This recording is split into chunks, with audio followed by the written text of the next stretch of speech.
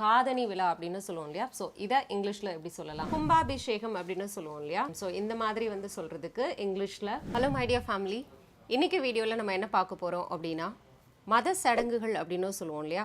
ஒவ்வொரு மதத்துக்கும் ஒவ்வொரு விதமான சடங்குகள், ரிச்சுவல்ஸ் இருக்கும். ஸோ அதெல்லாம் அந்த மத சடங்குகளை இங்கிலீஷில் எப்படி சொல்கிறது அப்படின்றதான் இன்றைக்கி நம்மளோட lesson. If you are ready, let's get started.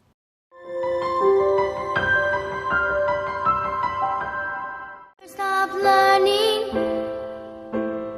never stop growing, never stop seeking the brightest star. திருமணத்துல இருந்தே நம்ம ஸ்டார்ட் பண்ணிடலாம். வெட்டிங் ஆனிவர்சரி, அதாவது வெட்டிங் ஆனிவர்சரி அப்படின்றது திருமணமானதுக்கு அப்புறம் ஒரு 1 year கழிச்சு செலிப்ரேட் பண்ணுறது வெட்டிங் ஆனிவர்சரி அப்படின்னு சொல்லுவோம். வெட்டிங் செரிமனி அப்படின்றது வந்து திருமண நாளை வந்து நம்ம என்ன சொல்லுவோம் அப்படின்னா வெட்டிங் டே. ஸோ அந்த மாதிரி சொல்லுவோம். பேபி ஷவர் செரிமனி அப்படின்னு சொல்லுவோம். பேபி ஷவர் செரிமனி அப்படின்றது வளைகாப்பு அப்படின்னு சொல்லுவாங்க. சீமந்தம், வளைகாப்பு அப்படின்லாம் சொல்லுவோம் இல்லையா? ஸோ அதுக்கு இங்கிலீஷில் பேபி ஷவர் செரிமனி அப்படின்னு சொல்லலாம். பேபி பிறந்ததுக்கப்புறம் பெயர் சூட்டு விழா அப்படின்னு சொல்லுவோம் இல்லையா? பெயர் சூட்டு விழா நடத்துறது. ஸோ அதை இங்கிலீஷில் நேமிங் செரிமனி அப்படின்னு சொல்லுவோம்.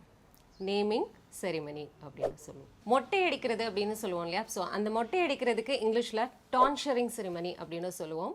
டான்ஷரிங் ceremony.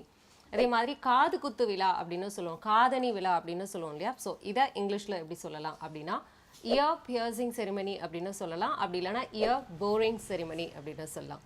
Year piercing ceremony or ear boring ceremony அப்படின்னு சொல்லுவோம். இதே மாதிரி மஞ்சள் நீராட்டு விழா அப்படின்னு சொல்லுவோம் இல்லையா? ஸோ அதை இங்கிலீஷில் பியூபர்ட்டி செரிமனி அப்படின்னு சொல்லுவோம். One who attains the sexual maturity அப்போ வந்து நடத்துகிற அந்த விழாவை வந்து நம்ம என்ன சொல்லுவோம் அப்படின்னா பியூபர்ட்டி செரிமனி அப்படின்னு சொல்லுவோம்.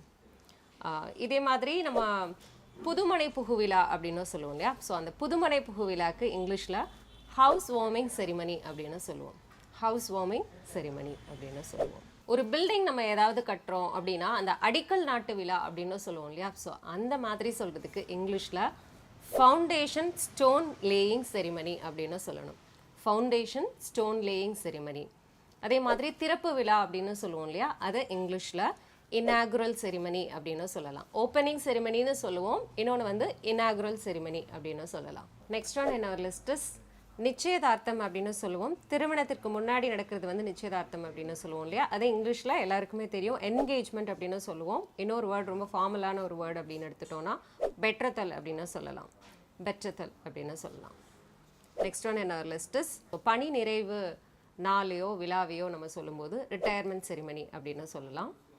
இன்னொன்று வந்து last and final one is கும்பாபிஷேகம் அப்படின்னு சொல்லுவோம் இல்லையா?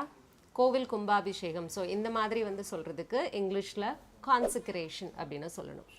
கான்சிக்ரேஷன் அப்படின்னு சொல்லணும். That's it with lesson today. இன்றைக்கி வந்து நம்ம தொட்டு ஃபாலோ பண்ணிகிட்ருக்கிற இந்த ரிலீஜியஸ் செரிமனிஸ் என்னெல்லாம் இருக்குது அதெல்லாம் இங்கிலீஷில் எப்படி சொல்கிறது அப்படின்றத பார்த்தோம். இப்போ உங்களுக்கான கொஸ்டின்ஸ் என்ன அப்படின்னா, இன்றைக்கி இந்த பொண்ணு பார்க்குறது அப்படின்னு சொல்லுவோம் இல்லையா? இந்த பொண்ணு பார்க்குறது அப்படின்றத இங்கிலீஷில் என்ன சொல்கிறது? பொண்ணு பார்க்குறது, பையன் பார்க்குறது அப்படின்னு சொல்லுவோம்.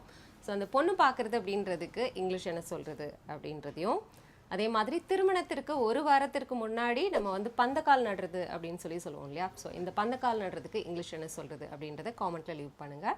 I'll go and check it. இதே மாதிரி இன்ட்ரெஸ்டிங்காக லெசன்ஸ் வேணும் அப்படின்னா, ஈஸியாக இங்கிலீஷ் லேர்ன் பண்ணிக்கணும் அப்படின்னா எங்களுடைய ஆன்லைன் கிளாஸஸ் அவைலபிளாக இருக்குது. அதை பற்றின டீட்டெயில் வேணும் அப்படின்னா ஸ்க்ரீனில் தெரியுற இந்த நம்பருக்கு காண்டாக்ட் பண்ணலாம். Thank you so much for clicking this video. I'll meet you soon with another interesting lesson in the next video. Till then, you take care. It's bye from Mala. See you. Bye-bye.